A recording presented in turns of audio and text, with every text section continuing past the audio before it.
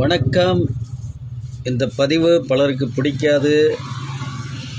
பல பேர் என்னை திட்டலாம். பலர் என்னை இதெல்லாம் தேவையில்லாத வேலை அப்படின்னு கூட சொல்லலாம். என்னென்னு கேட்டிங்கன்னா, நேற்று தமிழகத்தை ஆண்ட அதிமுக தன்னுடைய தேர்தல் வாக்குறுதி அளித்திருக்கு.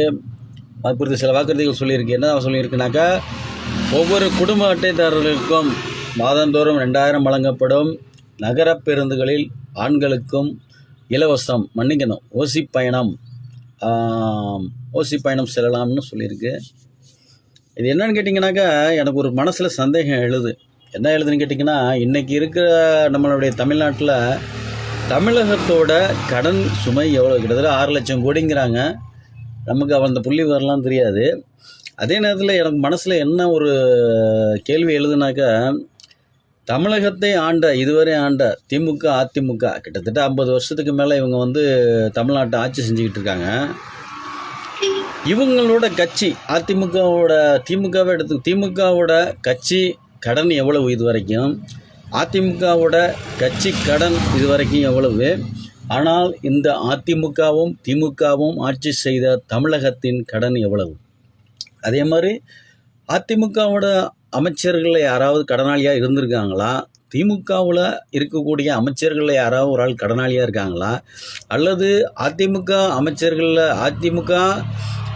எம்எல்ஏக்களாக இருந்தாங்களே அவங்களில் யாராவது ஒரு ஆள் கடனாளியாக இருக்காங்களா, இல்லை திமுகவில் இருக்கக்கூடிய எம்எல்ஏக்கள் யாராவது ஒரு ஆள் கடனாளியாக இருக்காங்களா, அல்லது அதிமுகவில் இருக்கக்கூடிய மாவட்ட செயலாளர் அவர்களில் யாராவது கடனாளியாக இருக்காங்களா, அல்லது திமுகவில் இருக்கக்கூடிய மாவட்ட செயலாளர்கள் யாராவது கடனாளியாக இருக்காங்களா, அல்லது அதிமுகவில் இருக்கக்கூடிய நகர செயலர் யாராவது கடனாளியாக இருக்காங்களா, அல்லது திமுகவில் இருக்கக்கூடிய நகர செயலர்கள் யாராவது கடனாளியாக இருக்காங்களா, அல்லது அதிமுகவில் இருக்கக்கூடிய பகுதி செயலாளர்கள், வார்டு செயலாளர் யாராவது, ஒன்றிய செயலாளர் யாராவது கடனாளியாக இருக்காங்களா, அல்லது திமுகவில் இருக்கக்கூடிய வார்டு செயலாளர்கள், ஒன்றிய செயலாளர்கள், இல்லை அவங்க கட்சியில் உள்ளவங்களை யாராவது கடனாளியாக இருக்கலாம், வார்டு செயலாளர், ஒன்றிய செயலாளர் யாராவது கடனாளியாக இருக்காங்களா. இப்போ இவங்கெல்லாம் 50 வருஷமாக தமிழகத்தை ஆண்டு கடனாளி இல்லாமல் செல்வ செழிப்போடு இருக்கும்போது, நம்ம தமிழகம் மட்டும் கிட்டத்தட்ட 6 லட்சம் கோடி கடனில் இருக்கு. இந்த கடனை நிவர்த்தி பண்ணிவிட்டு நம்மளை ஒரு நல்ல நிலைமையில் வைக்கிறதுக்கு நம்மளை ஆண்டுக்கிட்டு இருக்கக்கூடிய திமுகவாக இருக்கட்டும், ஆண்ட அதிமுக இருக்கட்டும், ஏன் உங்களுக்கு இந்த எண்ணம்லாம் வரல?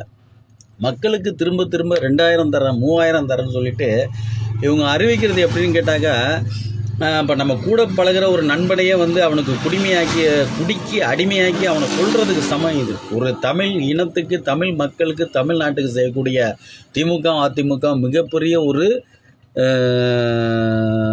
துயரம், மிகப்பெரிய ஒரு சாபக்கேடு, மிகப்பெரிய ஒரு நம்பிக்கை துரோகம் தான் திமுகவும் அதிமுகவும் செய்கிறது. இதை ஒரு தனி மனிதனாக நான் வன்மையாக கண்டிக்கிறேன். என்னன்னு கேட்டிங்கனாக்கா, தமிழகத்தில் இருக்கக்கூடிய தமிழக போக்குவரத்து துறை லாபத்தில் இயங்குதா? 50 வருஷம் நாங்கள் ஆட்சி பண்ணோம், திமுக அதிமுக மார்த்தட்டிக்குது. தமிழக போக்குவரத்து துறை லாபத்தில் இயங்குதா? மின்சாரத்துறை லாபத்தில் இயங்குதா? பால்வளத்துறை லாபத்தில் இயங்குதா? அல்லது கைத்தறி நெசவுத்துறை இது லாபத்தில் இயங்குதா? எந்த துறையாவது லாபத்தில் இயங்குதாங்க? போக்குவரத்து துறை எடுத்துக்கங்க, எப்போ பார்த்தாலும் பஸ்ஸெல்லாம் ஃபுல்லாக தான் போகுது. அதாவது லாபத்தில் இயங்குதா? கிடையாது. சரி, இப்படி இருக்கும்போது ஏன் மாதம் 2000 கொடுக்குறாங்களே அப்படின்னு பார்த்தாக்கா, ஓட்டுக்காண்டி சரி வாங்கி நீங்கள் ஜெயிச்சு இந்த 50 வருஷ காலத்தில் என்னத்தை சாதிச்சிருக்கீங்க சொல்லுங்கள். எத்தனை லட்சம் கடன் ஆகிருக்கு தமிழகத்தோட கடன் எவ்வளோ கடனை வாங்கி வச்சுருக்கீங்க? இது எங்கள் தலையில் உள்ள கடன் இல்லையா இது? இதை கிட்டத்தட்ட திமுகவும் சரி அதிமுகவும் சரி, நான் 2000 கொடுத்தா 3000 கொடுப்பேன், 3000 கொடுத்தா 4000 கொடுப்பேன், 4000 கொடுத்தா 5000 கொடுப்பாங்கிறது.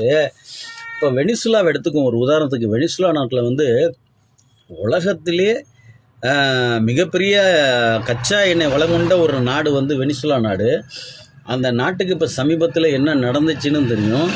அந்த நாட்டில் இருக்க மக்களுக்கு அந்த வெனிசுலா அதிபர் கிட்டத்தட்ட ஒவ்வொரு தனிநபருக்கும் கிட்டத்தட்ட ஒரு 80,000 1 லட்சம் அந்த நாட்டோட மதிப்பில் உள்ள பணத்தை கொடுத்து அந்த மக்களை மிகப்பெரிய சோம்பேறி ஆக்கிட்டார்.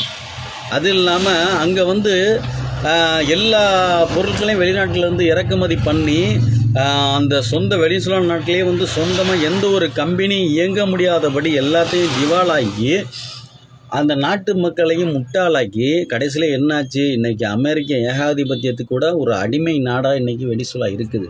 காரணம் என்ன? இலவசம். மக்களை முட்டாளாக்கிய இலவசம். இப்போ அந்த இலவசத்தை தான் இன்றைக்கி திமுகவும் அதிமுகவும் தங்களுடைய கொள்கைகளாக வச்சுருக்கு. 3000 தரேன், 4000 தரேன், 5000 தரேன். சரி, ஆட்சியை பிடிச்சி என்ன பண்ணீங்க? நான் தமிழகத்தோட கடன் அடைச்சிங்களா? இது வரைக்கும் 50 வருஷமாக ஆண்டிங்க. நீங்கள் தமிழகத்தோட கடன் அடைச்சிங்களான்னு கேட்டால் கிடையாது. ஏன் திரும்ப திரும்ப இந்த மக்களை முட்டாளாக்குறீங்கன்னு தெரியல. இந்த மக்களுக்கும் இந்த விஷயம் தெரியல. இந்த மாதிரி பேசுனா என்ன தான் மிகப்பெரிய முட்டாளா? அந்த பதிவை பார்க்குற நீங்களும் திட்டுவீங்க, அந்த பதிவை பார்க்கக்கூடிய இன்னும் பல பேர் என்னை திட்டுங்க, பரவாயில்ல. ஏன்னா ஒரு வெனிசுலாவுக்கு நிகழ்ந்த ஒரு சம்பவம் தமிழகத்திற்கு நிகழக்கூடாது. அதுதான். இன்னும் 6 லட்சம் கோடி கடனில் இருக்கும். இவங்க தேர்தல் அறிக்கை மாற்றி 2000 தரம், 3000 தரம், 2000 தரம், 4000 தரம், 5000 தரம் சொல்லி கடைசியில் நம்மளை அதாவது நீங்கள் ஒரு நல்ல விஷயத்தை பண்ணுங்கள். தமிழக வாக்காளர்களும் தமிழக மக்களும் எங்களுக்கு இந்த 2000 3000 வேணாம், என் வீட்டு பிள்ளைகளுக்கு இலவசமாக ஒரு வேலை வாய்ப்பு கேளுங்க. படித்த பிள்ளைகளுக்கு வேலை வாய்ப்பு கேளுங்க, படிக்காத பிள்ளைகளுக்கு வேலை வாய்ப்பு கேளுங்க. இன்றைக்கி சிஆர்சிலாம் பார்த்திங்கன்னா, எங்கள் தெருவில் ஒரு பையன் போகிறாப்புல, கிட்டத்தட்ட கண்ட்ரைட்டராக போனிட்டு இருந்தாப்புல சிஎல்லாம். இன்றைக்கி கேட்டால் அந்த பையன்கிட்ட கேட்டால் கிட்டத்தட்ட 7 லட்சம் ரூபா கேட்டிருக்காங்க. இது ஒரு அவதூறு, அரசுக்கு எதிரானது அப்படின்னு சொல்லி பொய் வழக்கெல்லாம் எவ்வளோ போட வேண்டிய தேவையில்லை. இது நடக்கிற நடைமுறை. இது கிட்டத்தட்ட ஒரு 7 லட்ச ரூபா. எஸ்சிடிசி ஸ்டேட் எக்ஸ்பிரஸ் டிரான்ஸ்போர்ட் கார்பரேஷன்லேயும் பார்த்தீங்கன்னாலும் வேலைக்கு சேர்ந்தவங்கள பாருங்கள், 8 லட்ச ரூபா கொடுத்துட்டு வேலைக்கு சேர்ந்துருக்கேன், 7 லட்ச ரூபா கொடுத்துட்டு வேலைக்கு அந்த மாதிரி. யார் காரணம் இவ்வளோத்துக்கும்? மக்கள். நீங்கள் தானே காரணம். 200க்கும் 300க்கும் காசை வாங்கிட்டு ஓட்டு போட்டுவிட்டு நீங்கள் உங்கள் பிள்ளைகளுக்கு ஏதாவது ஒரு கவர்மெண்ட் வேலை கிடைக்குதா? அப்படி கிடைச்சாலும் அந்த வேலை வாய்ப்பு ஃப்ரீயாக கிடைக்குதா? கிடையாது. காசு கட்டி தானே வேலை வாங்குறீங்க. இத்தனை அவர் அதிமுக அறிவிக்கதை மாதந்தோறும் குடும்ப அட்டைதாரர்களுக்கு 2000 ரூபான்னு. அந்த ஒட்டுமொத்தமாக அந்த காசை சேர்த்து வச்சு ஏதாவது ஒரு மாவட்டத்தில் ஒரு கம்பெனி ஆரம்பிங்க. அந்த மாவட்டத்தில் உள்ள படிக்காத இளைஞர்களுக்கு வேலை வாய்ப்பு கொடுங்க. அப்படி செஞ்சுட்டா அவன் தன்னுடைய சுய வருமானத்தில் நல்லா பிள்ளைகளை படிக்க வச்சு அவனுக்கு அறிவு வந்துடும். அந்த அறிவு வந்துட்டால் நமக்கு ஓட்டு போட மாட்டாங்கிற காரணத்தால தான் திமுகவும் அதிமுகவும் இன்னும் தமிழக மக்களையும் தமிழர்களையும் தமிழ்நாட்டையும் இன்னும் முட்டாளவே வச்சுருக்குது. இந்த பதிவை கண்டிப்பாக பல பேர்த்துக்கு கடுப்பை தான் ஏற்றும். எனக்கு நல்லா தெரியும். ஏன்னா நல்ல விஷயங்கள் பெரும்பாலும் பிடிக்காது. இந்த மாதிரி 2000 தரம் 3000 தரம் ஆசைப்பட்டுட்டு நம்ம ஓட்டு போட்டு மக்களை தேர்ந்தெடுத்துனா நம்ம பேத்திகள் தலையில் நாம் ஒரு கொல்லிக்கட்டையை தூக்கி வைக்கிறதுக்கு சமம். உயிரோடு அவங்கள எரித்து கொல்றதுக்கு சமம் இந்த மாதிரி சம்பவங்கள். இது எனக்கு மனசை பாதிச்சிச்சு. இது இந்த போக்கு நல்ல போக்கு அல்ல. ரொம்ப ரொம்ப தமிழர்களுக்கும் தமிழ்நாட்டுக்கும் தமிழக மக்களுக்கும் மிகப்பெரிய செய்யக்கூடிய துரோகம். அவ்வளோதான். நன்றி, வணக்கம். திட்டுறவங்க நல்லா திட்டுங்க.